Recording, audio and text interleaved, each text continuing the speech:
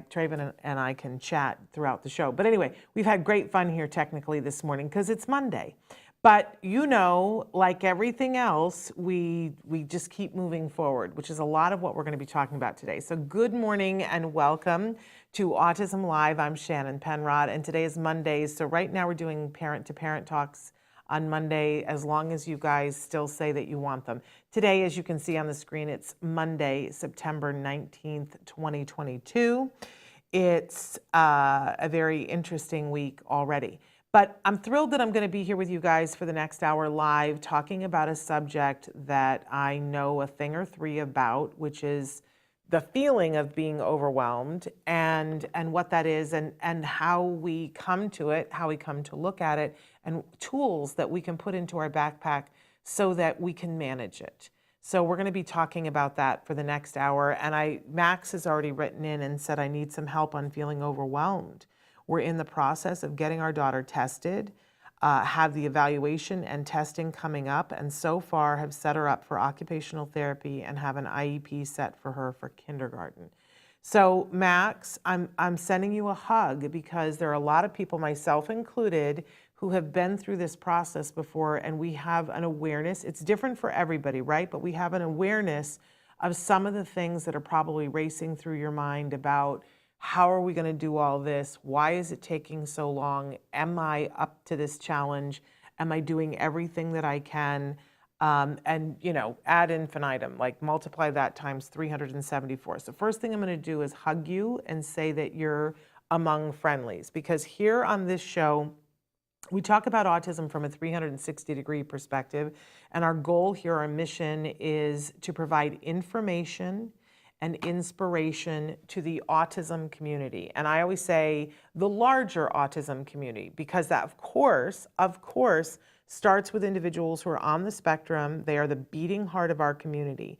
But then it includes everyone who loves those individuals, who loves and cares about those individuals. That is what our community is here, because we all want to be good allies. You love your daughter. There's like things that I know for sure.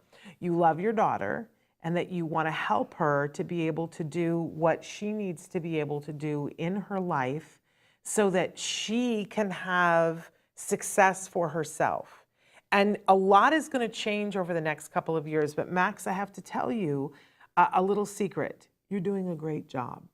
Can I tell you how I know that? Because I don't know you personally, but I know for sure that you're doing a good job because you're here, which means that you researched and you looked around, because we're not on billboards. And, you know, so you either asked somebody and they told you, or you found us because you searched and you're looking for answers. And can I tell you that one of the biggest predictors of success for kids on the spectrum is having someone in their life like you who is looking for answers. Now, and Anna says yes, and thank you. So I know that it's hard, and I can't know all the things because everybody's circumstances are different, and I have no idea what hills you had to climb over to get to the point where you're getting a diagnosis, you've got an IEP scheduled, and kindergarten is on the way. And I don't know if she's already started kindergarten or kindergarten will be next year. I think it would be really early to have an IEP for kindergarten next year, but write in and tell us anything that you want to share.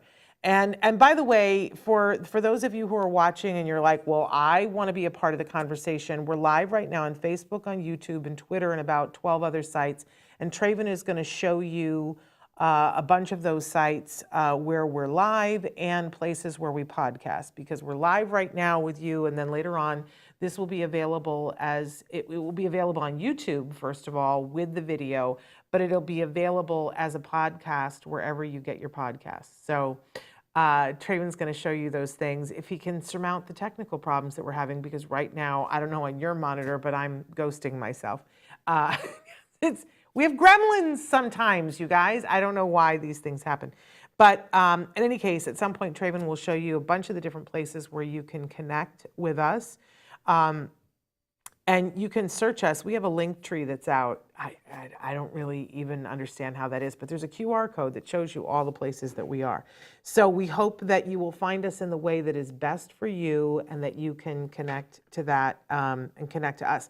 But I also like to remind you, you can write directly to me. Sometimes there's pertinent details that you want me to know, but you don't necessarily want to put it out into the, you know, the world that is available on the social media sites. So you can always write directly to me. And if there are some things that you say, Shannon, you know, I don't ever say your child's name because I just like, you know, always walk tenderly around that. But if there are other things that you don't want said that you think people will know that it's you, we really want to preserve your anonymity. So you can just say, please don't mention this on the air, but I want you to know.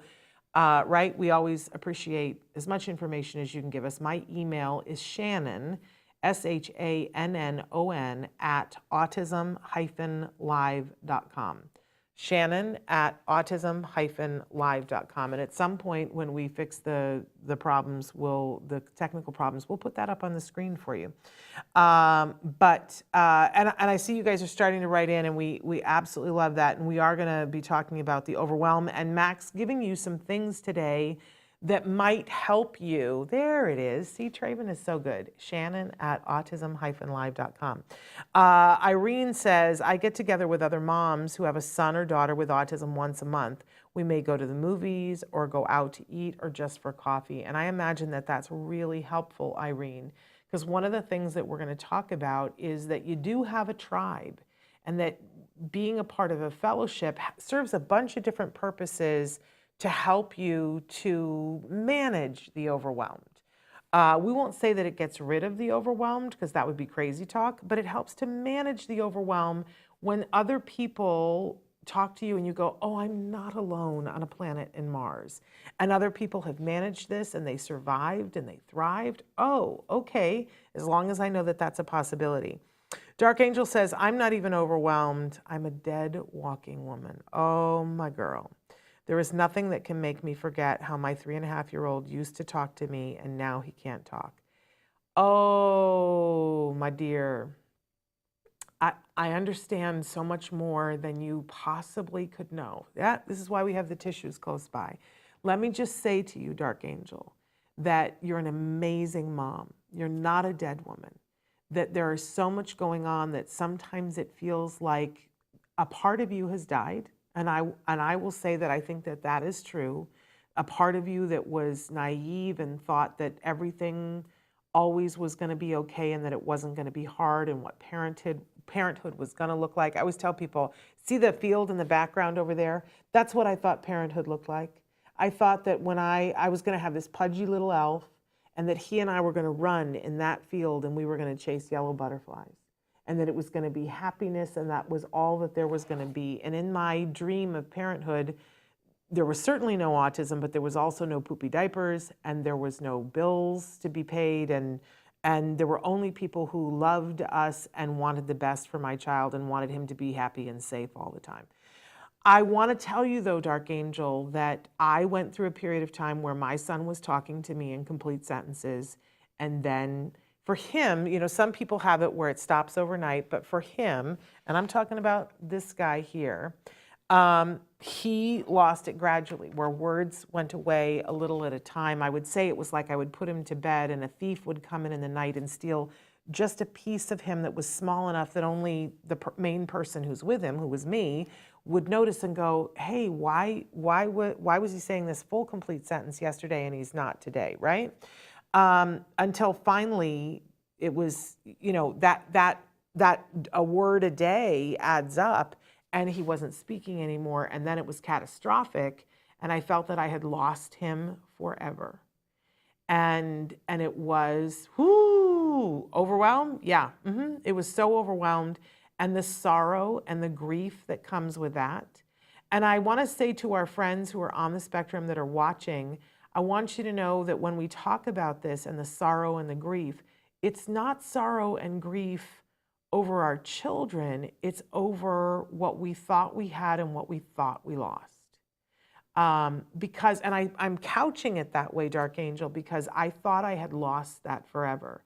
It turns out I didn't.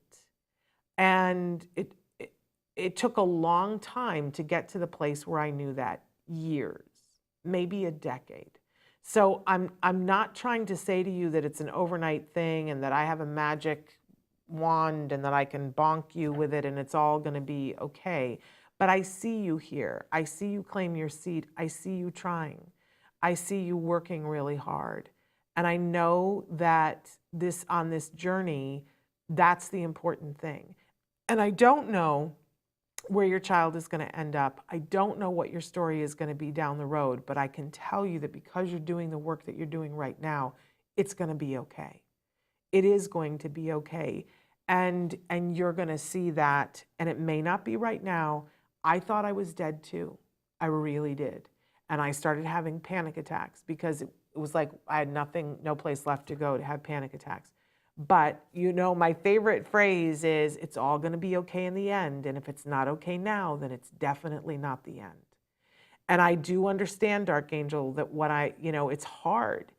People would tell me it was going to be okay, and I didn't believe them. I couldn't believe them because I had a path to walk, right? But I walked it. I still find that shocking. Can I tell you that after and I've said this before publicly, but it's harsh. After my son was diagnosed and I began to realize how much needed to be done, and I felt that I probably wasn't good enough to do it. I felt that I wasn't up to the task. I just shook in my shoes because I was like, what if I'm not Wonder Woman? Because it seemed to me that it took being Wonder Woman. And let me be honest, I am not Wonder Woman. But I really, truly did not feel that I was up to the task. And there was a part of me that when my son wasn't in the car with me, the thought occurred to me that I wouldn't mind if I got into a car accident where I could be in a coma for 8 years and wake up and see that somebody else had done the work. And I say that not because I wanted it to happen, but because that was my true feeling in that moment, because I didn't feel up to it. I felt overwhelmed. That isn't what happened. Thank God and everything above, that isn't what happened. But what I did was I started to take things day by day and say, I'm just going to be on the path today, and I'm going to move through some of this stuff. And that's what I want to give to you guys today. But I'm throwing my loving arms around you, Dark Angel, and telling you you're not dead. I'm here. I see you. You're amazing. You are walking and talking and breathing every day and making a difference. You're making Grand Canyon. And you'll get there. You'll get there. I don't know where there is, but you're going to get to a place that's so much better than this, and you will get to have a conversation with your son. I don't know whether it will be verbal, but there's every reason to hope that it will be. And I have that. So I want to put that in your backpack. If I had it, there's a possibility that you can have it. Okay.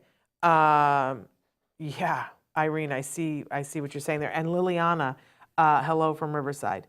We're going to talk about all of this. So in any case, I hope that, like these folks, if you want to write in right now on Facebook and YouTube and Twitter especially, we'll get those comments directly and we can address them. But let's start to dive in here to the overwhelm, because you can't talk about something too long without getting anxiety about it, right?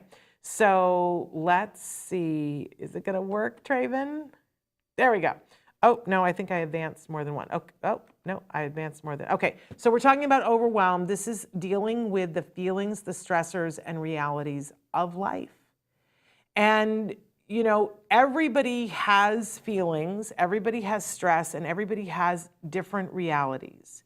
So we're not presuming here that it's one size fits all. I have to give that disclaimer from the beginning. And some people have more in their shopping cart than others. And some people just have this innate ability, and they have other things in place that help them to deal with what's in their shopping cart. So I have seen people that I go, I don't know how you can possibly be dealing with what's in your shopping cart. I just have one child who was on the spectrum, and that's the only thing that I had going on. And when I see some of you all who have 5 kids on the spectrum, and I go, how are you managing that shopping cart. And sometimes it's because they already had things in place because of other stressors in their life. You know, but so it's not equal and even. And just because maybe you only have one child on the spectrum, that doesn't mean that your stress isn't valid. It's not a thing where we can really comparison shop on this. It's personal. Your shopping cart, what you have to deal with, and the way that you deal with it is personal, and it's all valid. Don't let anybody tell you, oh, you're so lucky you don't get to feel overwhelmed. I call poppycock on that. Overwhelmed is a real thing. We're not denying it. We're not going to push it away and say that we should be better and not feel overwhelmed. For me, I used the word overwhelmed so many times in the first 2 years after my son got diagnosed with autism that at one point I was like, I don't even know what that word means anymore. I like honestly, like what is it? And I went and got out the dictionary. Now the dictionary that I got out, this was back when, you know, we still had like paper dictionaries. The dictionary that I got out said something different than this, but it's close enough. So I gave you the Cambridge-Oxford Dictionary definition. If something overwhelms someone or something, it is too much or almost too much for them to manage.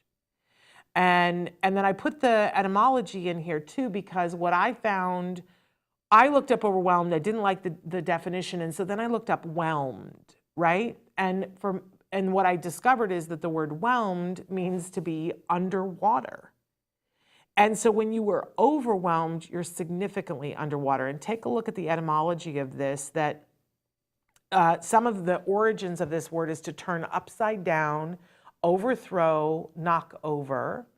Again, to turn something upside down or to submerge completely, as in, you know, submerging a boat, wash over, overset by a big wave. I don't know about you, but all of those things resonated deeply with me because the feeling for me when I was overwhelmed then, and believe me, I still get overwhelmed now. It doesn't go away. We just manage it differently, right? But sometimes it felt like I was underwater and then a big wave would come and I would be so far underwater that I didn't know how to manage it. And that's really what I want to talk about today, is managing it. Not getting rid of it, because I think that sometimes what people say to us, and I'm sure that they mean well, and they're like, well, you just need to get over it. This is your life. Your child was diagnosed with autism, or you were diagnosed with autism, and you just need to get over it. And I would love to meet a person who found that helpful ever. I don't think they exist, because I don't think that's the ticket. I've never seen that work. This, you know, suck it up mentality, I don't see any fruit there. I do think it's important, though, to be walking towards acceptance of the fact that these feelings are a part of your reality. That I don't know about you, and please speak up, those of you who are watching live, but I felt guilty about being overwhelmed. I felt guilty about being afraid. I felt guilty about not feeling worthy and not being enough. I was like, that's not even valid. That's not going to help. I need to suck it up. You know, what's that thing that the soldiers say? They say, gut up, soldier, right? And I just kept saying to myself, gut up, girl, you know, and I wasn't able to, because I was like, I don't even know how to. So I'm saying to you, how about if we don't do that? How about if we accept and normalize that there are stressors that are different from your cousin Latrice? That she has 3 kids and she goes, oh, I know, because I have 3 kids. And you're like, yes, and I only have 1 kid, but my kid is on the spectrum. I have a different laundry basket full of things than you do. So I'm allowed to feel overwhelmed. And I'm allowed to have the feelings that I have, whatever they are, and I don't judge myself for feeling any of them. It doesn't make you a bad parent. In fact, to acknowledge those feelings and to say, I'm on the struggle bus here, I'm having a hard time with this, is the first step towards getting some help. It's acknowledging this is not easy. And in acknowledging that it's not easy, it means you haven't given up. And that is part of the bigger definition of being a really good parent. I remember even when I was pregnant, I was worried. I was like, what if I'm not a good parent? What if I'm just not that person? What if I'm not? And a really dear friend of mine said, you know, we only have one responsibility as a parent, really, when you think about it, and that's to make them feel loved. And whenever I have a hard time, I remind myself of that that's the biggest gift that we give our kids. And I know that you guys are up to that challenge. You are here because of love, because you want their life to be better, because you want to connect with your kiddo. Guess what? That's okay. And it's okay to cry about the fact that, at least for the moment, that might be diminished or taken away from you. It's okay to have those feelings. So we're going to start, first of all, by accepting all of our feelings as being valid and okay, and there's nothing abnormal, and it doesn't make you a bad parent, and it doesn't mean that you don't love your child. It really doesn't. You can have all the feelings, and for me, it's like the Elizabeth Kubler-Ross thing about, you know, you're gonna go through anger, you're gonna go through denial, you're gonna go through bargaining, you're gonna go through all of those stages, but all of those stages help move you to the acceptance part.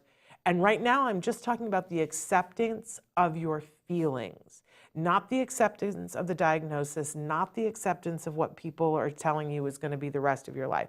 Let's just start by accepting the feelings and saying, boy, is there anybody here who doesn't at some point feel overwhelmed? If you say you don't ever, I'm going to call foul and say, I don't think that's true. So if we're all feeling that, then there must be something that's at least a little normal about it. And hopefully that feeling of, oh, I'm right on schedule, I'm feeling all the things that I'm supposed to feel, will at least take the fear out of it. I always call it the fearectomy. Let's take the fear and put it over here. Let's say that what you're feeling is normal, it's expected, there's nothing bad about it, we're not judging it, we're not calling it good or bad, it is, right? That's what acceptance is. And then you forgive yourself. Forgive yourself forever. I love the Ileana Van Zandt thing about forgive yourself for ever thinking you were wrong for feeling what you're feeling. You aren't wrong. You aren't wrong. If you were, then we wouldn't all feel the same way, right? It's okay. Yeah, I see, Max says, it makes me nervous. I'm not sure what I'm doing all of the times, but we're still going strong even while looking for a place. And that's the truth, right? We all want the definitive answer about, am I doing the right thing? And it's impossible, you know? But I always like to go back to the example of when a plane takes off from Los Angeles and it's on its way to New York, over 50% of the time they're off course. So how do they actually get to New York? They're constantly making little adjustments along the way. They're like, oh, now we got to, oh, now we're a little too far this way. Now we're a little too, but they keep making those adjustments and they land where they're supposed to. So, you know, you're not going to arrive before you arrive. And every day you're going to ask yourself, am I doing the right thing? Is there more that needs to be done? Just don't beat yourself up with it. And just make little course corrections and go, okay, you know, this doesn't seem to be working. Don't just make huge sweeping course corrections, make little ones. Okay, now we're going to try this. Now we're going to try that. And you will find your way. You absolutely will. Sarah says, sometimes I don't let myself get overwhelmed and tell myself I don't have time to feel this way.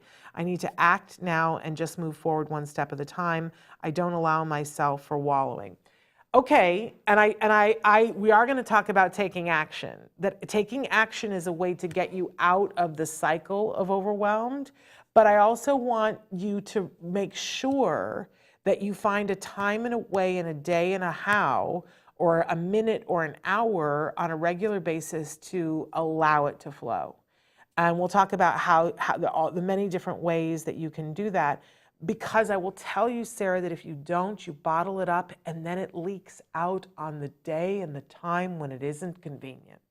that you will be talking to the expert that you've been waiting a month to go to, and then all of a sudden the blubber bus comes out and it's everything that you're feeling.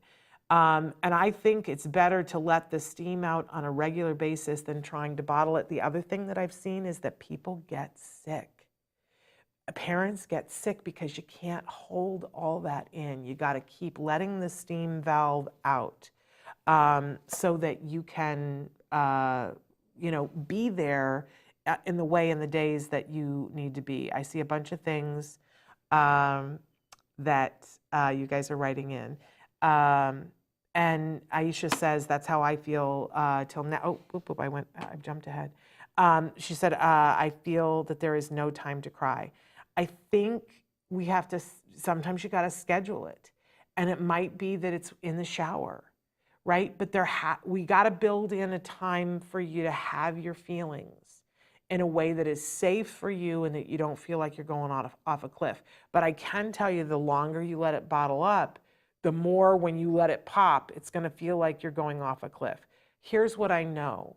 The human body can only cry for so long, and then it moves into something else, and sometimes it moves into laughter. It's all normal. So, but the longer you let it go, the scarier it is when you let the feelings pop off. So I do want to encourage you. Now, when we're feeling overwhelmed, there's something in particular that I want us to think about, because there are things that can amplify the overwhelmed. And we call this HALT. When you are hungry, angry, lonely, or tired, all of the feelings that you have go whoop, and they get much, much bigger. And when we have these things in check, or when we can notice, I'm really struggling today, and if you can just go down the checklist, am I any of those things? I'll tell you what's great is that most of these things are actionable. Some of them are harder than others, right? But most of them, you can do an action to alleviate that, and it does help with the overwhelmed. That, sometimes we forget that we need to eat on a regular basis. And we get into a place where we're not feeling right. So making sure that you're eating on keeping your blood sugar where it needs to be is important. There's so much to be angry about. And again, for my lovely self-advocates who are watching, we're not angry at you. I think upon much reflection that it seems like sometimes we're angry at the autism, but I think when you keep peeling the layers back, what we're angry at is that we can't make sense of things, right? That we don't know what to do. And that is really fear. A lot of times anger is masking as fear. But there are times, and I think the biggest stressor for people who love individuals on the spectrum is that when we try to suit up and show up to get them services, there are all these things blocking us. And sometimes it's stupid people. I don't know about you, but I get angry about that. I do. And sometimes that anger is useful, right? Because it spurs us into action. But sometimes we get stuck in the anger and it's all we have. So when you're feeling overwhelmed, check yourself and go, what am I feeling angry about? And if you're brave and if you feel like you can, talk to yourself, or I love to write my anger out. I write letters to the person that I'm angry about. And by the end of and I spew, I spew horrible things on the paper that I could never share, right? The 4-letter words, right? When I'm writing to somebody that I'm angry about. But by the bottom, I get to what the truth is that I'm afraid. I'm afraid that there was a time when I wrote a letter, which I have read publicly, but it's so shameful and bad, you guys. It's just shocking. There was a group of women, I called them the Coven of Witches, who sat on my son's IEP team for a couple of years, and they were just, I don't know how they slept. Let's say that, okay? Let's not be rude and mean. But I called them a bunch of names in this letter that I wrote to them, and said how horrible they were and how horrible it was to try to deny a child something out of some sense of something else that I couldn't even understand. But I got to the bottom of the letter and I said, I'm afraid that the 4 of you are stronger than I am, and that he won't get what he needs because I'm not as strong as 4 of you. And then I cried. Then I cried because I got to the fear which helped me to realize where my anger was. And then I could use the anger to say, I'm not allowing that to happen. I will use everything that I have in my arsenal, and I will get 3 other people to stand with me. And there's always 3 other autism parents who will stand with you so that you don't get to take that away from my child, right? But check yourself, is it anger, right? And then the lonely is hard. The lonely is really hard because a lot of you are facing this alone. The other person couldn't hang and has left you alone with this. And that is really hard. But I have to tell you, and I know it's not the same thing because you always want to have your person, but there is a whole tribe of us who have you. You are in our arms. You do not have to be alone in this. And I hear, myself, it's not the same thing. Everybody wants to have a significant other. But even you can have a significant other and feel very lonely in this, right? But you have a tribe. You are never alone. And the other one is tired. I think almost every autism parent I know is exhausted and isn't getting the sleep that they need to. So this one is the hardest because part of the reason why you're not getting the sleep is because you don't have people to help you to do it. And when you're overwhelmed, you have all these things to do. But I will tell you that one of the first things that we have to do is prioritize getting you rest. That may not mean sleep, but it does mean rest, downtime, times when you don't have to be on the habit trail of how am I going to help my child. There are times when you have to put it aside. And people do that in different ways. For some people that's, exercise and yoga or painting or whatever, and we're going to talk about those. But sometimes you just flat out need sleep, and courting that sleep is going to be hard, but we do have to prioritize, and you got to ask, what do I have in my arsenal? Who do I have who could be, or where could I take my child that my child would be safe so that I could get sleep? I know people that took their kids to a gym where they had a daycare, where they had gone through and seen that their child could go to the daycare and be safe, and then they wouldn't work out, they would go sleep in their car because that was the only way that they could get an hour's worth of sleep. And sleep or rest, we cannot, sleep is great because we love when you get to that REM, it's good for the psyche, but if you can't court the sleep and it's not possible, rest is a really good second choice. So ask yourself, what of these things am I on? And you also can say, what can I do about these things? Some of them are faster, than others. You can pretty much, I hope, you can get something to eat fairly quickly. Okay, so here are some tools to put into our backpack of things that when the overwhelmed is on you, that you can say, okay, here's what I can do. And the number one thing is breathe. There is something about when you have all the feelings that there's this, it's like, which comes first, the chicken or the egg? But we tense up, so our lungs tense up, and we don't breathe, or we breathe shallowly. And when we do that, it sends a message to the brain that the brain says, something's not right, I need to put out all these chemicals because we're in danger, and then that makes you tighter and it makes your breath more shallow, which sends more message to the brain that says panic, right? And it sets up this thing and you're spitting out cortisol, which makes it hard to walk it down. So we need to get a gripster on that, and it starts with the breath. It's really the simplest thing, and it's the free thing, and it's always available. So that's why it's at the top of the list, and it really is the best thing to stop the cycle. And what I advocate for is just starting with 3 breaths. Now, I didn't invent this. There was a monk that used to be on Oprah, and his name was Norman. He was the monk named Norman, and he said 3 breaths change the world. And I heard that at a time that I needed to hear it. I have to remind myself even now that it's always available. So let's all, right now, we're going to take 3 really slow and deep breaths, and we're going to take 3 really slow and deep exhales, as much as you can. And it might make you cough, and it might feel weird, right? But we're going to roll with it. So everybody right now, put yourself someplace where you're comfortable. Make sure that your feet are flat on the floor.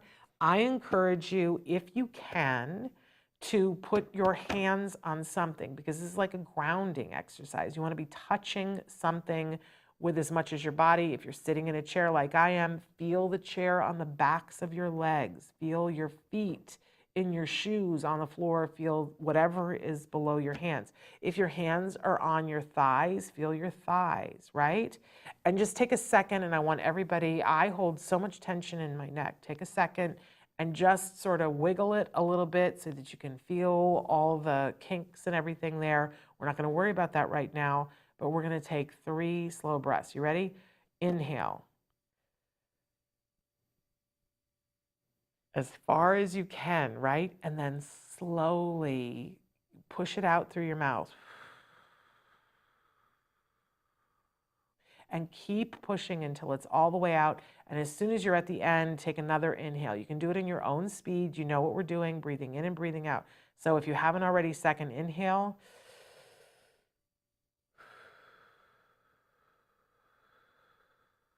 And really push, push, push, push, push till there's no air, and then take the last big inhale. And when you're done with that, push that all out. And it's amazing that, I don't know for you, but I already feel a small shift. And it's enough of a shift that it's like, oh, right, that's available. The truth is that you can keep doing that. That I know people that it's hard for them to concentrate on the 3 breaths, so they do a thing on their hand where they, inhale and exhale. When they touch one hand to their thumb, they inhale and exhale and go to the finger and to the next finger and to the next finger and touch them so that it helps them to remember. Other people, they need to have something that they say when they're breathing in and breathing out, like a mantra kind of thing that they say. All of that's acceptable, whatever it helps you to do. I have other friends that first they do the 5 things on their hand, right? And then they do 5 more breaths, and each breath they think of something they're grateful for, right? So it's a total of 10 breaths. But the truth is that 3 breaths sets you up for a different day. If you do nothing else, do the 3 breaths. And I got into the habit when I saw so many of my friends who had kids on the spectrum, and once we got into the treadmill of the therapies and all the things, and there's a lot of driving that you got to do. And I saw so many of my friends that were parents get into car accidents because they were emotional. I got a ticket one day because my child had gotten out of his car seat and was throwing his shoes at me, and I pulled over and pulled off, and I got a ticket. And when the policeman came to the car, I just melted down. And he was not nice, and he was like, "Lady, you need to get it together," right? Thank you so much. But and he said, "You're going to get into an accident with your child." And so after that, somebody had said to me, just do the 3 breaths every time. Put him in his 5-point harness in the back seat, and then do the 3 breaths before you drive out the driveway. And I found that it helped me with the driving, and it helped me with the feelings, and it helped with everything. It's always available. And if you can do it with your child, so much better. Somebody wrote into me last week and said, how old can a child be to begin meditating? And I said, well, you can begin to work on breath with a toddler. That, if you're having a bad day and your child is having a bad day, have them pick their favorite stuffed animal and have them pick a stuffed animal for you. Put the stuffed animal, they call it breathing buddies, put the stuffed animal, one on your belly, one on their belly, lay down on the floor next to your child. You can hold hands with them if you want to, but then show them how we're going to make you're going to breathe in and make the stuffed animal go up, because your belly goes up, right? And then we're going to breathe out, and we're going to make the stuffed animal go down. And you can do that with your child, and guess what? That helps them center. So model that behavior, breathe. And if nothing else, do the 3 breaths. Now, if you want to do more, do more. Absolutely. There's no wrong. It's not costing you money. It's good for you. It's all good, right? And I know people who say that if you can get to the point where you can breathe and do, conscious breathing for 20 minutes, the effects on your health are huge, but that if you can get to an hour, it multiplies by a gazillion and 8. I still am on the path towards trying to get to the point where I can do an hour. There's not a finish line. I'm going to get there eventually, but can I be honest? I'm not there. But I'm going to get there. Okay, so that's one thing that you can do. The other thing that you can do when feeling overwhelmed is to just pick one thing and say, I'm not going to be able to do everything under the sun today, but what's the one thing? And, be kind to yourself. Some people are like, what's the one thing I've been putting off that I absolutely have to do because it's kicking my can and I'd like it to be off my list? Or what's the one thing that could make a difference today? If you're so overwhelmed that you can't pick a thing, then I'm going to ask you to pick the thing where you call one person and say, is there any time this week that you could come over and be with my child so that I could sleep? I'm sleep deprived and it's a problem and I need to get some sleep. And yes, I'm well aware of the fact that you may call that person and they may say, I'm not available this week. But I'm going to tell you a secret. You're going to feel better for having made the phone call. There is something about stepping into the action of I'm not just going to be a victim here. I'm going to work the problem in just this one way. If we get so busy going, I'm going to work all of the problems, we can spin out, right? I'm just going to work this one problem. I'm going to pick one thing. And it might be something completely different for you, but if you can't come up with something, prioritize the rest. Another thing that really helps is being able to tell someone that you trust. I call it telling on yourself and saying, I'm overwhelmed. Needs to be somebody you trust, right? Not somebody who's going to go off the deep end and thinks that you're going to light your hair on fire, right? It could be another autism parent. It could be a friend. It could be your therapist. It could be your doctor. Be wary though, because if you tell a doctor, they're going to write you a prescription for something that numbs you out. Now you might need that, but for a lot of us, it's like, that's not going to help. It's still, the stuff that I was overwhelmed about is still there, but now I'm not doing anything, right? But I think the act of telling someone, there's no expectation that they're going to fix it for you, but the act of telling someone, I'm overwhelmed. You can tell me. You can send me an email and say, Shannon, I'm overwhelmed. And you know what I'm going to say to you? Bless your heart. Of course you are. Of course you are. How could it be any other way?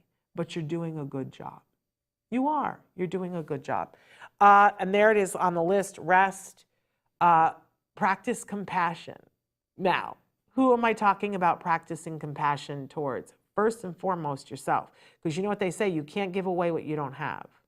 And if you are not practicing compassion towards yourself, how can you be compassionate towards your child? How can you be compassionate towards anyone else? By the way, what you can tell whenever I'm talking about a difficult subject, I always put the cute pet pictures because I want us to be able to talk about this, but I want something to help mitigate the stress of talking about it. That's why the cute doggy pictures.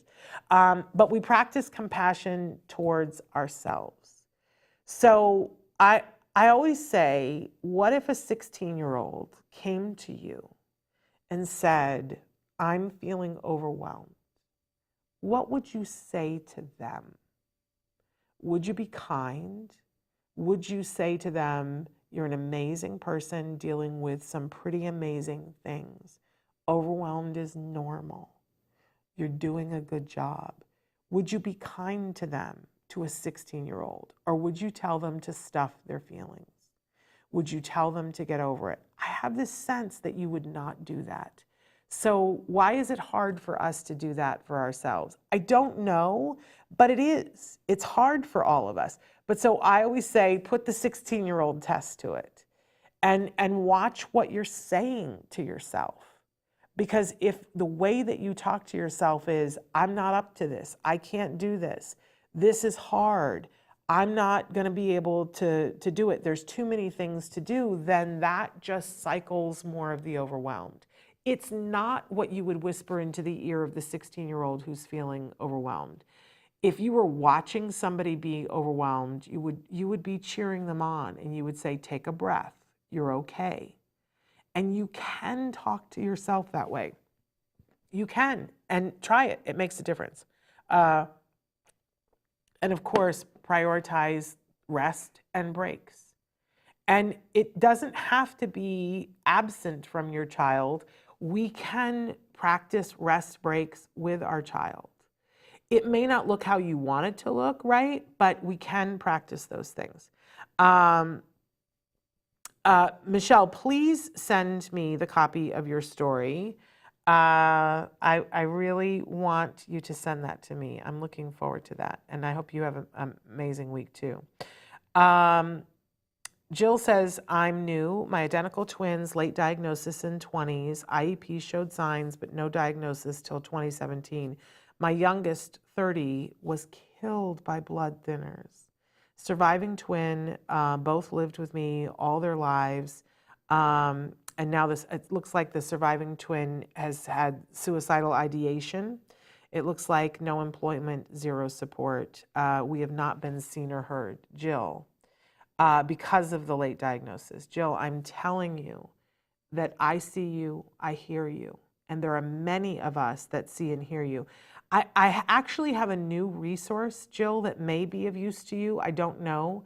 But there's a doctor that we're about to bring on the show soon who specializes in late diagnosis. And what she does is she doesn't just diagnose, but then she helps to figure out what do you do with that late diagnosis. So if that is something that's of interest to you, I have no idea whether, I know that she does telehealth, but I have no idea whether your insurance would cover her.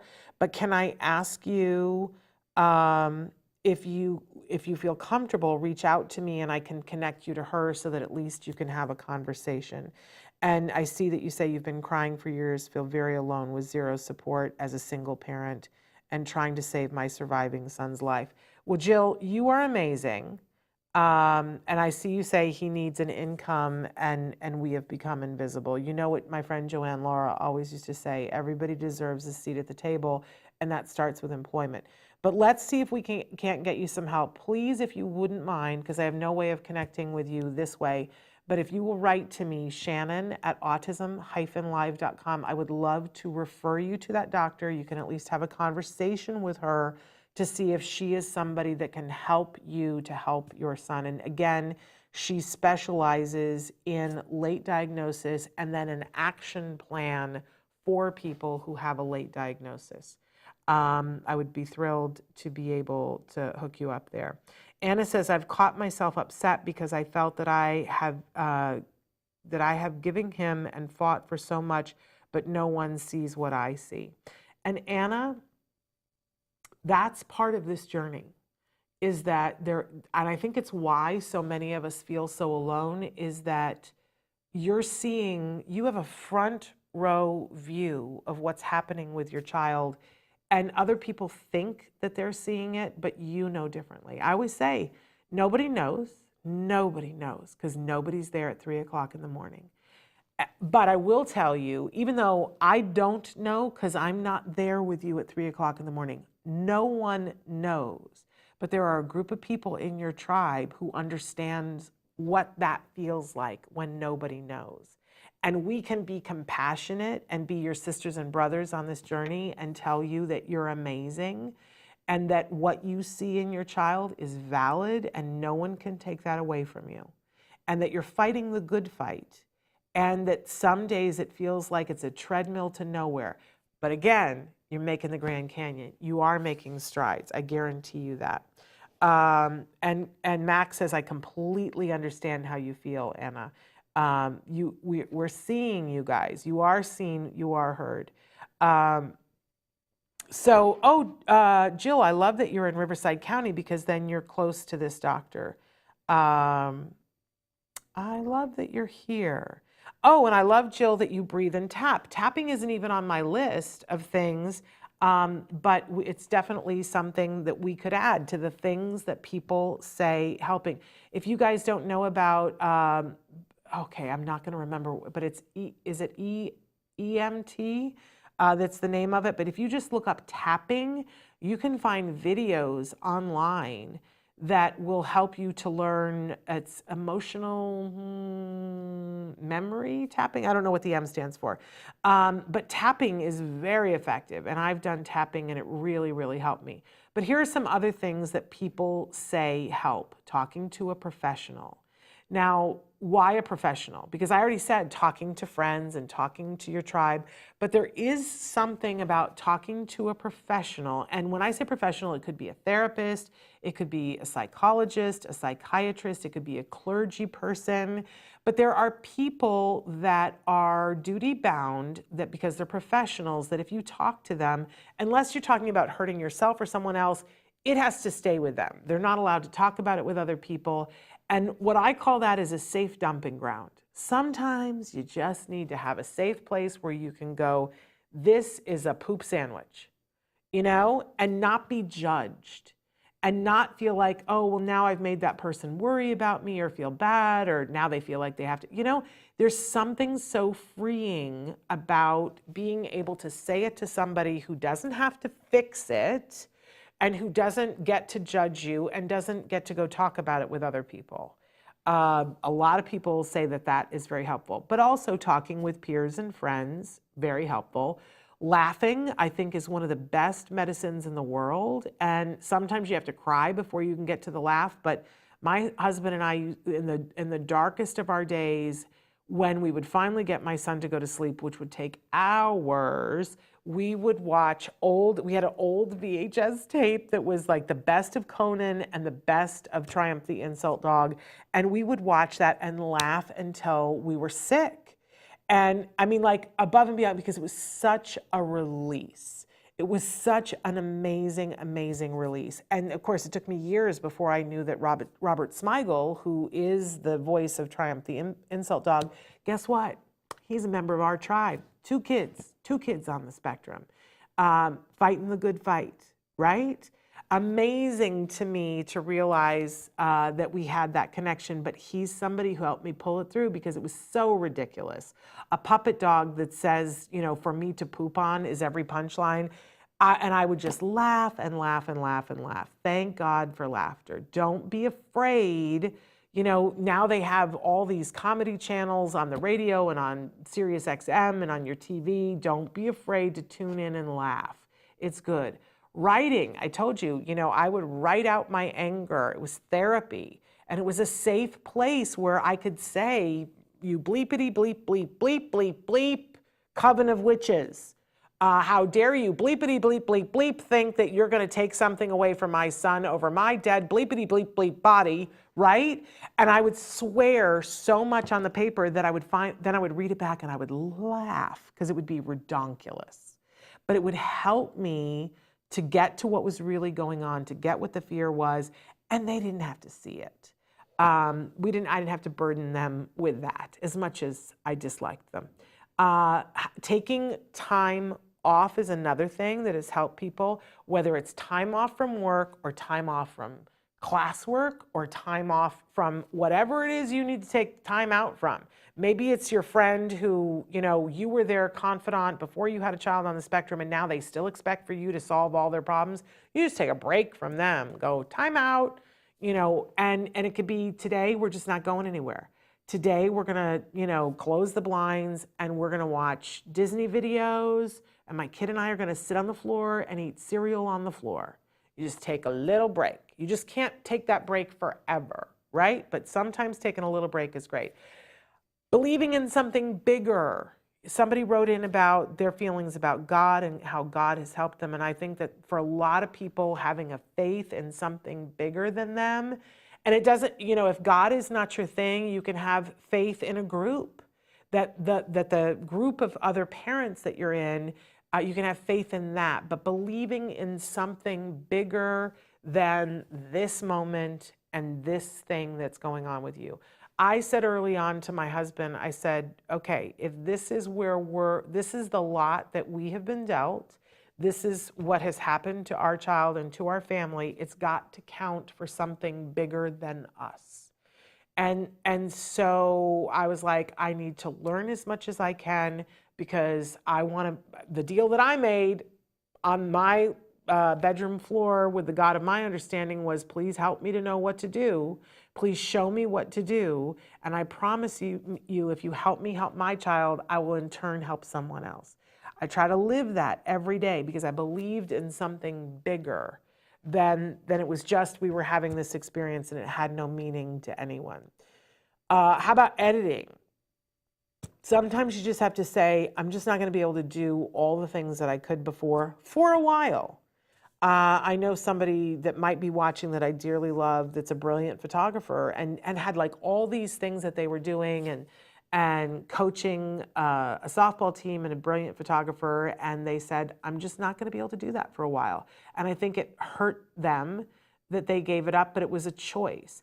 I used to teach theater and direct theater, and after my son was diagnosed, I tried to direct one thing, and I was like, I really don't have the time to devote to this. So I'm going to let that go. I'm going to edit for right now. You can go back to it. I did go back to it to some degree, and started directing things at my son's school. So, but for a while you need to go, okay, what needs to get done and what could be backburnered, and have your feelings about it, but edit.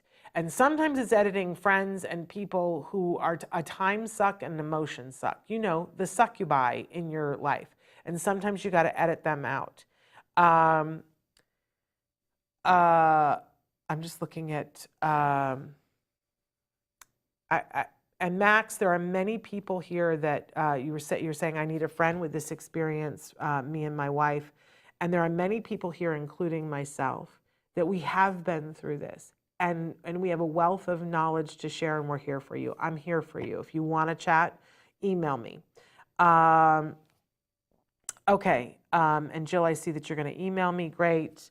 And I thank you. I do see you and I hear you. Hello, Dozer. Okay, so how about this last one, having boundaries?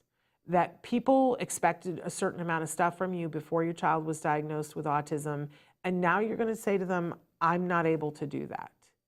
And they're going to have feelings about that. And let me just tell you something, they don't get it.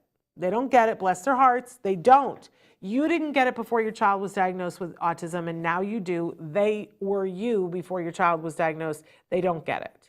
So you can have your feelings about that, whatever your feelings are, but understand that it's not personal. They don't get it. It doesn't mean you don't get to have boundaries. You need to start exercising boundaries for yourself, because you cannot do everything and be all people, because you have now taken on something extra. And the reason why you're overwhelmed is because you still have your whole old life and you have this other life now that there's a lot, right? And you can't fit all of it in the same backpack. So you're going to edit some of it, and then you're going to have boundaries, because people are going to ask you to put it back in your backpack. And you have to get, I know, even as I say it, I'm like, this is a hard one. You have to practice saying no. If you need to, I have a wonderful niece who taught me many years ago. She was like, you have no boundaries. You don't know how to say no to people. And I was like, no, how can you possibly say no to people, especially when they're asking for help and they need you, right? And she said, I say that what she taught me how to say was, I'm sorry, but that won't be possible. And she says, don't apologize for it. She says, why do you have to put the word sorry in it? You just have to say, that won't be possible.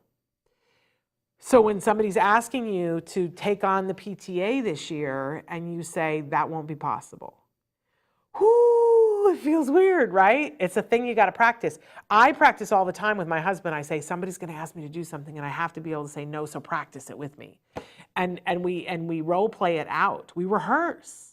And so then when it happens, it's easier. It's why we practice fire drills. So don't be afraid to practice having boundaries. It's super duper important. It's part of what's going to help you to get out of the overwhelm.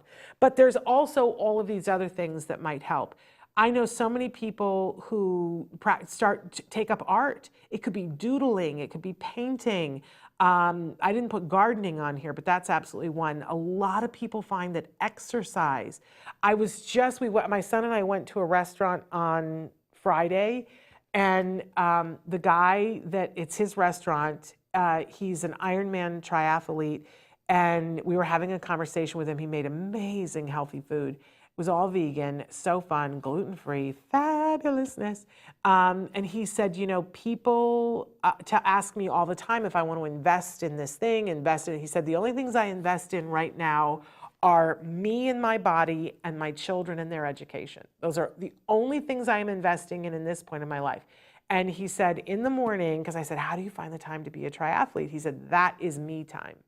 I go and I exercise, and for me, I need more exercise than the average person. Some people can go for a walk for 10 minutes and they feel the relief and everything, you know, fits in their life. He said, I got to go and run for 4 hours. And then I feel like me, and it's meditation. I have to breathe when I'm running. And I was like, oh, look at that. That's great. And for some people, this is a big key, is exercise. There are others of us who resist this like the plague, but I did discover during COVID that, man, if I will just walk for 10 to 15 minutes a day, that my ability to cope goes up exponentially. Do you think that I can make myself do it? It's hard. Charity, giving to other people. But having the boundaries, don't give away what you don't have time to, but doing something else for somebody else often can get us a little bit out of the treadmill of overwhelmed. I remember when my son was overwhelmed and I didn't have time to participate in a charity or anything, but I went to volunteer at his preschool and there was nothing for me to do and they kind of wanted me to stay out, and there was a dish, like, you know, a sink full of dishes. And I hate doing dishes. I would rather do anything but do dishes, my own, right? But I said, let me do the dishes. And so I stood there and I washed all of the dishes. And there was a lot, can I just tell you? And at one point, one of the teachers came over and said, oh my gosh, that is so helpful. That is so amazing. And I said, you know what? It's like so great for me. It's meditative. I'm taking a minute. There's like, all I have to do is wash these dishes and they're your dishes. And I know that I'm helping you, and it made me feel better. So sometimes it can be a very small thing, or you can participate in a charity, but make sure you have boundaries. Don't give away time and energy and money that you don't have. Some people find that overwhelmed is when they organize and clean. I am not one of those people, but there are some people that that's what helps to center them. If that's you, do it. Other people like to listen to music or sing or be in water. That means swimming or taking a bath or taking a shower. There's something, this is our kids too, there's something about water that has a calming effect, and making a grateful list. That all of those things, is that my last one? It is. So all of those things are potential, but think about all the things that we didn't talk about. There's 1,000,008 things that we didn't talk about. I'm getting a bunch of texts. So Max, I see that you're going to send me an email on what kind of boundaries we can set. It's an important step in this. And Sarwar says, this is therapeutic. Thank you for doing this. So again, just to recap, we are going to accept that feeling overwhelmed is a part of our life. That doesn't mean that we have to accept it and go, we're doing nothing about it, but there are going to be times when you are going to feel overwhelmed. One of the first things that you're going to do is just do a spot check with yourself and say, am I hungry, angry, lonely, tired? Let me address that. Whatever those things are, because it's adding to the overwhelmed, right? If we've addressed those 4 things and we're good there, then I hopefully have given you a bag of tools that you can pick from it. And what I want to encourage you to do is start to find what are the quick fixes for you. You know, to be honest, for me, if I was feeling a little bit overwhelmed, boy, I would do those 3 breaths and I could get right back on track. If I was feeling a lot overwhelmed and it had a lot of anger in it, boy, the writing is the thing that helped me.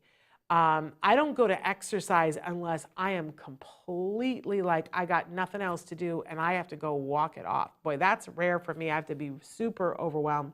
A lot of times, if I'm overwhelmed, it's like, I'm going to go take a hot shower. I'm going to do that for myself, you know? So find And always, always, always, I call friends and say, here's what's going on. And tell on myself and say, I'm struggling today, it's just hard, and try to express that. But though that's my set of things, and it's not your set of things. Now, too, I've discovered a new hobby because I'm far enough along in this that I can. But I'm doing pottery now, and boy, you want to talk about, it's literally centering. I got to center a piece of clay, which helps me to be centered.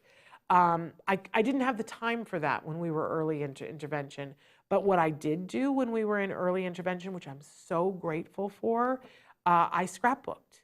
At home, I scrapbooked, and I would, put the order in. When I was ordering things for my son's therapy, pictures of, I got to have a picture of his shoes and whatever, I would take pictures because I wasn't feeling our life sometimes. It felt like it was all just, this machine that was moving, and I felt like Dark Angel. I felt like I was the dead woman, right?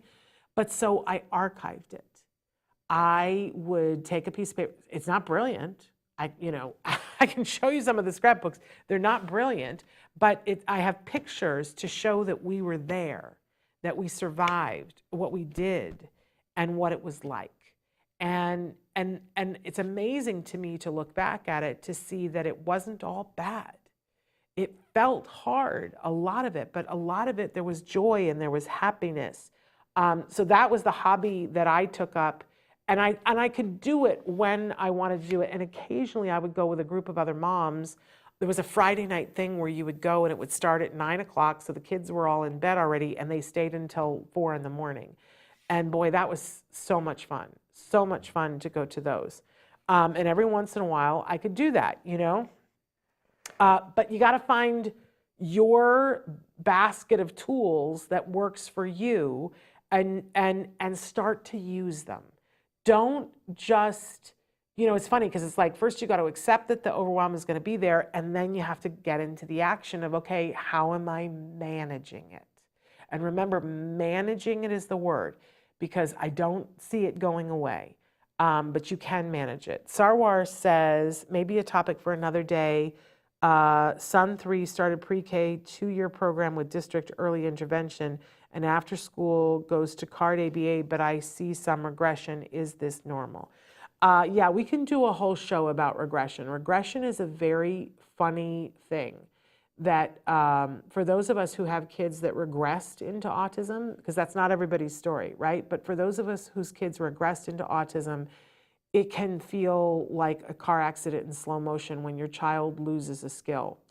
And it's very important to be cognizant and aware of what's happening and why it's happening. Regression is a part of everyone's learning path. That, let's take the pottery example, that I started doing pottery and I learned a technique and I was like, I got that technique. And then, I took a week off and I came back and I couldn't do it. I lost it. And then I had to work back to it, right?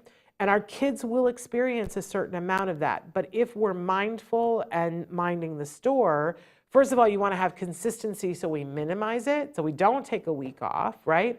But even then, you can have some regression, and it's important to be looking at why and changing things up so that it's fun for them. Sometimes regression happens when they get bored. Don't let them get bored. Sometimes regression happens when they're not getting enough often enough. And I see this a lot, that a lot of people are doing 15 hours a week. Don't get me started. And, look, it's not a one size fits all, but we know that if your child is not yet in school, that really the research is very clear that really what we want you to have is 40 hours a week. Now, if we can only do 30, we're still in the window of what has been shown to be the most effective.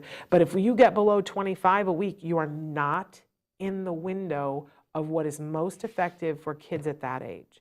Now, when your child is 7, it's a different equation. But if you have, a lot of you are writing in and you have the younger kids. If your kid is, not yet in school, you really want to be looking at the 40 hours of good quality ABA model.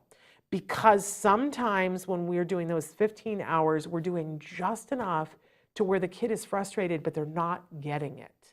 imagine if you decided, I really want to become a really good skier, but you didn't have enough time with the instructor to get good at it. You would get to the point where you were frustrated, and then you wouldn't want to do it anymore. Whereas if you had immersive, intensive with a really good instructor who made it fun, and you got to the point where, okay, I'm gaining this skill, now I want to learn the next skill, and you want to do it more, and you see that growth, right? Oh, and somebody else says, do sensory toys help? We should do a whole show on that as well.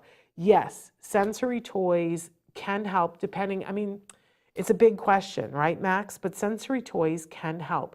All of us, but including our kids, have a sensory threshold where we need a certain amount of sensory, and then there's an amount that we can be in where it's a groove, and then there's an amount where it's too much. And within that, there are types of sensory input that we might need more or less of.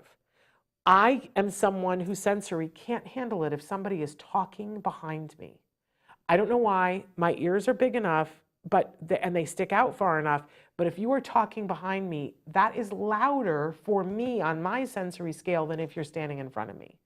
And if somebody's trying to talk to me in front of me and somebody's talking behind me, I lose my mind. We're all different, right? But I think about that and think about for a kiddo that maybe the fluorescent lights are huge input for them and it's too much, right? We would want to mitigate that and make it less for them. And we see kids and adults that you put a baseball hat on them in a fluorescent light room and they can cope.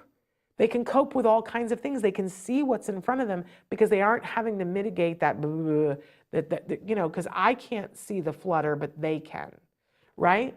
But then there are other kids that they need more sensory input, that if they don't, have you ever had that feeling where you're like sitting someplace and you're so tired and you doze off for a second and you come back to, and it's like, where am I? What can I hold on to? Because you didn't exist for a minute because you were between asleep and awake. And I've heard adults on this spectrum talk about, I feel like I'm going to float away, that I need a certain level of input or I feel like I'm not in my body. And for those people, giving them a fidget toy or, we see the executives that sit at their desk and do this because it helps them to be creative. So, we talk about sensory diet, and giving people on the spectrum is very personal. And I can't just say to you carte blanche, oh yes, sensory toys would be great for your child, because there are different sensory toys. And it really is a trial and error thing. And your child will express to you. If you see, that you give your child a spinny toy and they become quiet and centered, then you know that there's a certain amount of that input that's very pleasurable to them. You're going to have to manage that so that they don't want to only do that the rest of their time, right? But why not give them some of that unplugged time where it's like, whew, I get to look at that and I get to take that mental vacation, It's very, very, very personal. But yes, sensory toys can help. It's just knowing what dial to put it and what sense they need more of and what sense they need less of. So it's trial and error, but you will see it.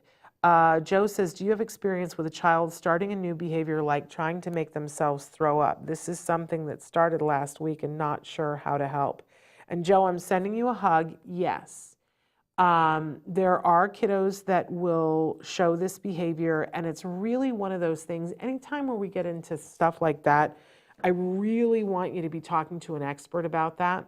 And normally I would say to you, well, tomorrow we have Dr. Grampichet on the show, and we would ask her that live, but we don't have her live tomorrow. We've already recorded tomorrow's show. But I would tell you, if you don't get an answer before then because you don't have an expert in your life, please come back to us a week from Tuesday with this question. But I also don't want to panic you too. Yes, we've seen many parents have this kind of thing going on. And there are 4 usual suspects for behaviors, right, that kids do, but there's a 5th, and I don't know what age you're, so let's talk about all 5 really quickly. That we do things for attention. We just do. And we do things sometimes for attention, but sometimes, and we want positive attention, but if we can't get positive attention, we'll do it for negative attention. So you want to ask yourself, does your child do this only when you're in the room, or do they sometimes do it when you're not in the room? It may not give you the definitive answer, but it might help you to talk to an expert about this, about where are they doing it? Are other people around? Are they, like, if they're doing it and you, like, if you were to, I don't want you to leave the room, but if you were to leave the room, would they stop? Then if that were true, and I don't want you to leave the room when they're engaged in this behavior, but if that were true, we would know they're doing it to get your attention, and the intervention around it would be to not leave the room, but to give it absolutely no attention whatsoever. That, you know, if they're gagging and you go, oh, you know, pass me the peas, you're still there. You're still there in case anything happens, but you're just not going, what's going on? What are you doing right now? Think about how much attention that is in the moment. Another reason that people do something is to escape from something. And if you're trying to feed me peas and I gag and you go, all right, we're not going to eat the peas now, I win, right? But the intervention for that would only be with a feeding specialist. We wouldn't attempt to do anything without a feeding specialist because the potential to further mess up the dynamic there is great, right? Third reason that people do something is because there's something internal. Like, he may feel like he's got something stuck in there.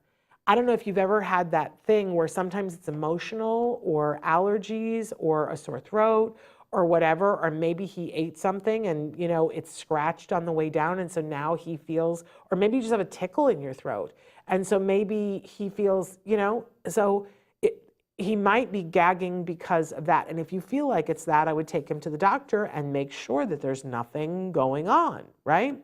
And then the fourth one, which probably doesn't apply to this one, but could, is gaining access to someone or something. So if, you know, we're at the dinner table and what I really want is my iPad, and I start gagging and getting really upset, and what you do is, like, you want to calm me down, so you give me my iPad, then it worked for me, right?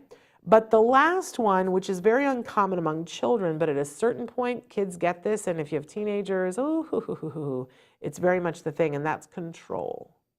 That I do something because it's what gets me the control. And if you think about it, you know, if I gag and look like I'm going to start to throw up, then I get the control. Well, now you've written it and said she does it when I'm not in the room at night in bed. So my question to you is, how do you know? Because do you have her on a monitor and you hear that? And then what do you do? If every time she starts to gag, you come in, then it absolutely could be to gain access to someone or something. If I'm alone in my bed and I don't want to be alone in my bed, and I've asked to get up out of bed and you won't let me get out of bed, but if I start gagging, you come in and I have your undivided attention, then I got access to you and I got attention. And I see you say, I hear her and clean up her sheets. So here's what I really want to suggest. Joe, are you working with someone, with a team? Do you have an ABA team? Do you have somebody who's helping you with a course of treatment for your child? Do you already have that? Because if you do, I'm going to tell you that you need to get on the horn with them today and say, this is happening and I'm concerned about it. No ABA yet. Okay. Then, because the other thing I would tell you in addition to that is, I think you need to call the pediatrician. Because let's not assume that it's not medical. And it might be, I see you're still on the waiting list for ABA. It might be that, like I said, you know, I certainly have had this happen before where I have allergies and stuff, and I go through certain periods of time where I feel like something is in my throat. So it's worthwhile to go to the pediatrician and just have them take a look and see that everything's going okay, and mention it to them. And it sounds like she's spitting something out when she does it, that it's not dry, so that there's a reason to clean up her sheets. Is she actually getting to the point where she vomits? And I noticed that you said that she's making herself do that. Are you sure that it's not that she's, like, because a lot of our kids have acid reflux, and that presents often as attempting to make ourselves throw up because it's what they're trying to do, because it feels like something is burning in their throat. I'm saying, okay, so she does vomit. I think it's a trip to the pediatrician. I definitely do. Oh, she's putting her fingers in the mouth. But that might be because of acid reflux. Go to the pediatrician and figure it out. Then the other thing I want you to do is to reach out to your insurance company and say, this is where sometimes things that we would normally go, okay, this is not good. We would say it's bad, but it becomes an opportunity. I would call your insurance company today and say, I'm on the waiting list and I've been on the waiting list for exactly however long you've been on the waiting list. And I need it to be expedited because this is a behavior that my child is engaging in, which is now a grave concern. And I need to start services sooner. So if you don't have services for me with this provider, you need to get me a single case agreement or whatever it is. You can use the phrase with your insurance company and say, this is ending up being a denial of access to services. So I need to basically start next week. And they pretty much need to help you find an ABA provider that can do that. Because you have you've waited. I don't know whether you've waited a week or a year, but in all that time, they weren't paying the claims on it and they don't get to do that. So call them up, make it their problem. But definitely give a call to the pediatrician and see, because she might be sticking her fingers in her throat because it feels like something's stuck. Let's rule that out. Let's be as compassionate as we possibly can for this young life and make sure, I see you've waited for almost a year. Yeah, that just makes me want to throw and stomp things. Call that insurance company today. Say, this is not acceptable. This is denial of access to care. And I need to talk to someone today because this has to be expedited. And then, email me. Let's be in cahoots on this and let me know what happens about all this. But I'm sending you a hug and telling you that you're doing a good job. And I'm sure that's scary. I think any of us would have trepidation and feel a little bit overwhelmed. And it's not something to let go, because those kinds of behaviors, it can start out as being one thing. It might be that, she's feeling that acid and she wants to make it better. And the only way it can feel better is if she thinks that she throws it up, right? But then it can turn into other things. It can turn into, I like this feeling. It can turn in, I like all the attention. So don't let it go. Get her in as soon as you possibly can. I would leave now and go call the pediatrician. Speaking of which, we started late, but we went much later than we had intended because I do enjoy this so much, having this time to be with you guys. You guys, I'm so impressed by all of you and the energy that you bring to helping your children. I know that it is not easy. I remember it all too well, but I offer up to you the better days are ahead, that you're doing all the things that you can, and let that be enough. Trust the process that you are on the job and that you're going to keep checking in, you're going to keep course correcting, and that you are going to arrive someplace that's going to be good for you and good for your child. That is what happened for me and for so many others. My life is so rich. And I look back at all of it and it feels like somebody else's life. And I remember that really well and feeling a little disconnected to it, like, how is this happening in my life? Keep walking the path, accept your feelings, lean into the other people who are on this path with you, myself included. Ask when you need help, write into us with questions that you have. I do want you to know that we're pre-recorded tomorrow, but I hope that you will tune in to watch Ask Dr. Doreen tomorrow. And then we're back live on Wednesday with guests that I cannot remember. On Thursday, it's Let's Talk Movies with Moira Giammatteo from Taka. And we have a ginormous announcement on that. I'm just going to say this, the Taka conference is coming up, the fall conference, and we have some scholarships for people to attend both in person and virtually. And I can't tell you more than that. You have to tune in to Let's Talk Movies on Thursday with Moira, and we're going to tell you guys how you can enter to get those free scholarships for the TACA conference, which is so like, oh, the best, right? So definitely tune in to that on Thursday. And I also want to say that on Thursday, I'm going to talk about Pinocchio and I'm going to cry because I saw the new, I want to say autism. I saw the new Pinocchio and I feel that it has everything to do with being a parent of a child on the spectrum. It spoke to me on so many levels and touched my heart and touched bruises that I had. And I want other people to watch it too to tell me if I'm absolutely crazy.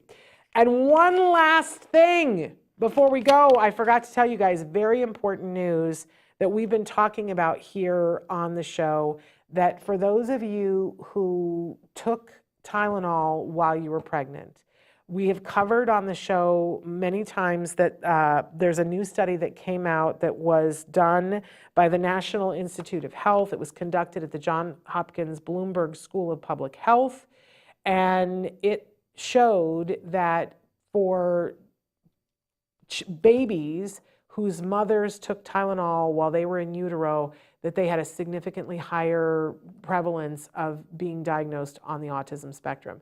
Now, research is ongoing about this, but it's such a big deal that the U.S. Food and Drug Administration is urging careful consideration before using any pain-relieving products during pregnancy now.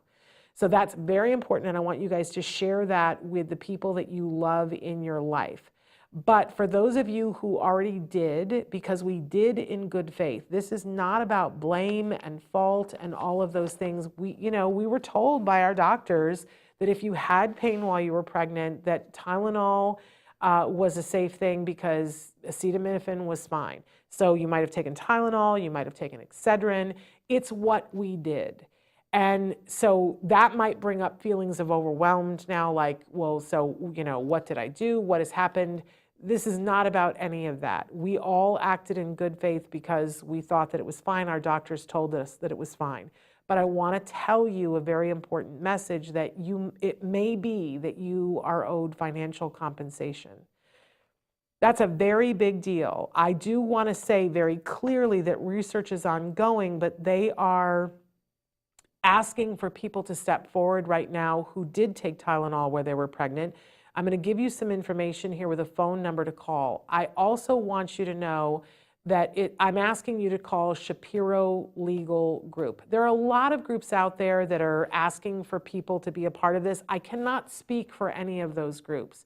I can tell you that I personally have met with and spoken with the people at Shapiro Legal Group, so I know what they're doing and I trust them. I cannot speak to anyone else. But I am telling you that I trust them. They are going to ask you some very personal questions because this is about preparing for a class action lawsuit. So they are going to ask you things, and it's going to, I will tell you that people have feelings when these questions are brought up.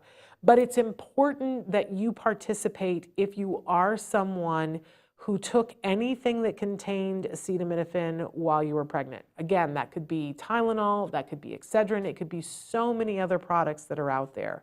If you know anything about class action lawsuits, that there is a period of time in which they are in the fact-finding mission.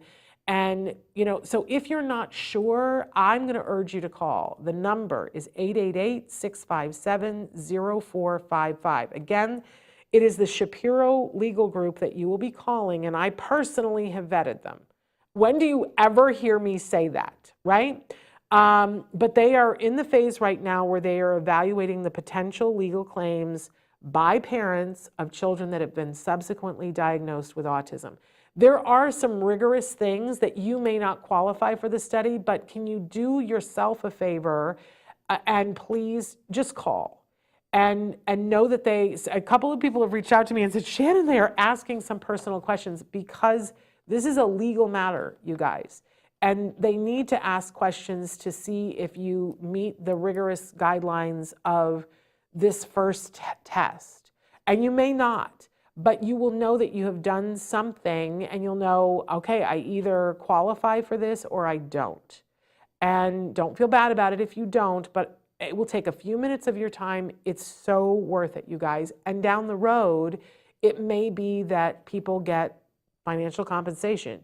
So I do have to tell you that there are time deadlines for this, so it's not a thing to put off. So please call 888-657-0455.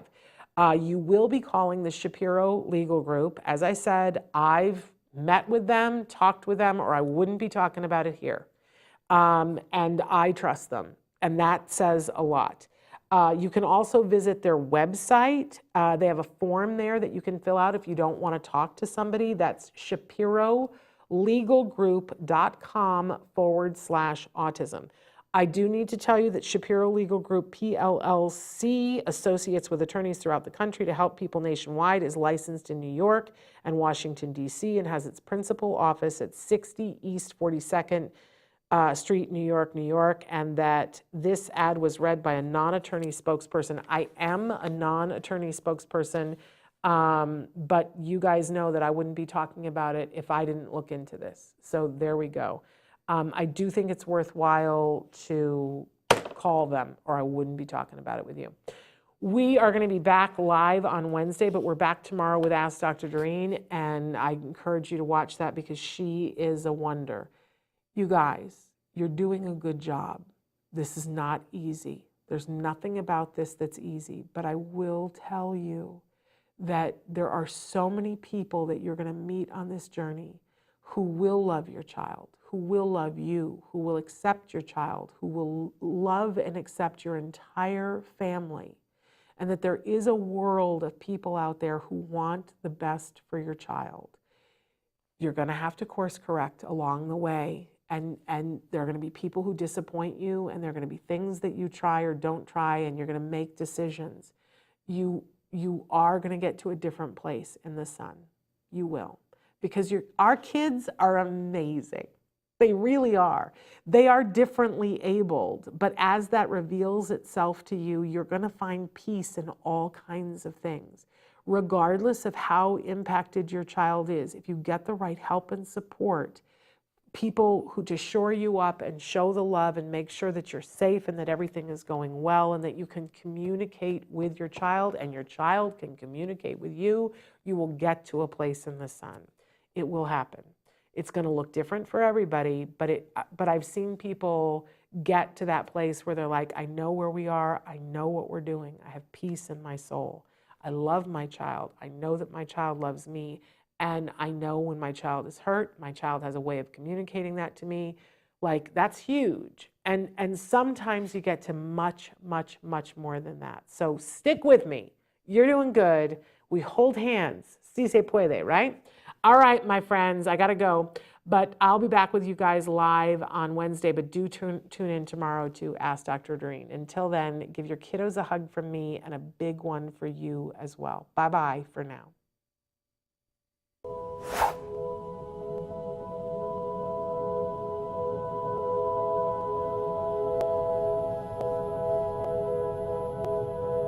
If you found anything helpful in this video, please give us a like. In fact, make sure that you smash that subscribe button on YouTube and give us a like on Facebook.